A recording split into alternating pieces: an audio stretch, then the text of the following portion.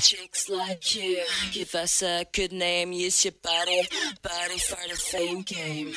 Оскаровката Дженифер Лоренс освои уште 2 статуетки во вид на пуканки за најдобра женска улога во филмот Во добро и зло и за најдобар бакнеж со колегата Бредли Купер, која доби наградата за најдобра машка улога за време на доделувањето на филмските награди на MTV.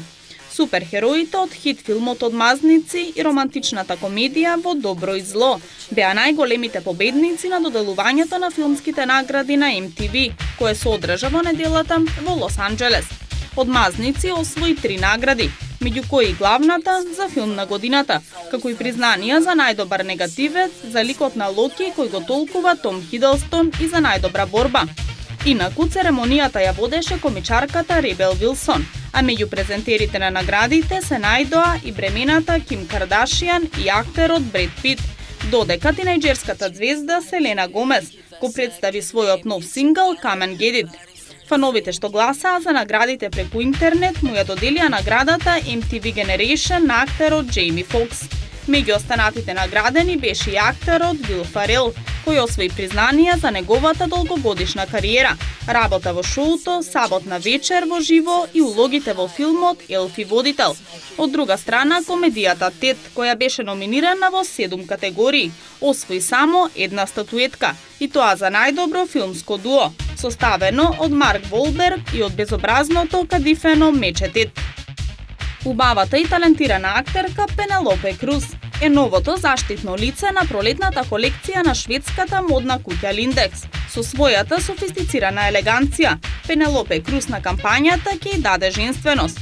Токму комбинацијата на гламурозен стил и смисла за хумор ќе ја направат кампањата забавна и возбудлива, изјавил Јохан Халин, маркетинг директор во Линдекс.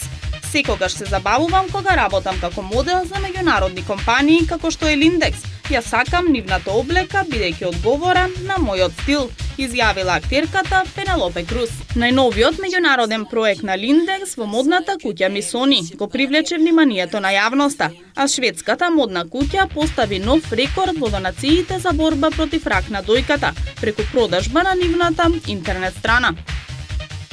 Една од главните лондонски атракции и едно од најголемите историски обележија Биг Бенг во средата за време на траењето на погребот на Маргарет Тачер ќе запре од звонење за прв пат после 50 години. Одлуката за гаснењето на звоното на еден ден ја донел председателот на долниот дом на британскиот парламент Џон Беркау. Председателот на долниот дом добил неколку предлози кои му советувале на кој начин британскиот парламент може да ја оддаде признание и да одбележи смртта на поранешната премиерка. Заклучив дека најпримерен начин да изразиме благодарност е да го запреме звоното на Биг Бен за време на церемонијата. Сметам дека со тишина може да се искаже искрена чест и длабока почит, изјавил Беркау. Биг Бен последен пат бил замрен во 1965 година, за време на погребот на поранешниот премиер Винстон Черчил. Собственикот на социјалната мрежа Facebook, Марк Цукерберг, одлучил да влезе во политиката, а идниот месец ќе организира донаторска вечер за Крис Кристи, републиканскиот гувернер на Њу Џерси и потенцијален председателски кандидат на изборите во 2016 година.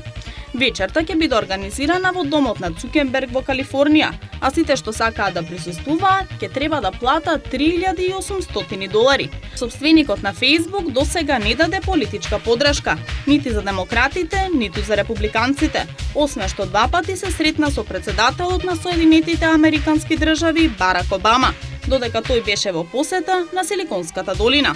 Портпаролката на Facebook Сара Фейнберг изјавила дека Цукерберг се запознал со гувернерот Кристи пред 2 години, кога дал донација од $100 милиони за училиште во градот Њујорк во Њу Џерси.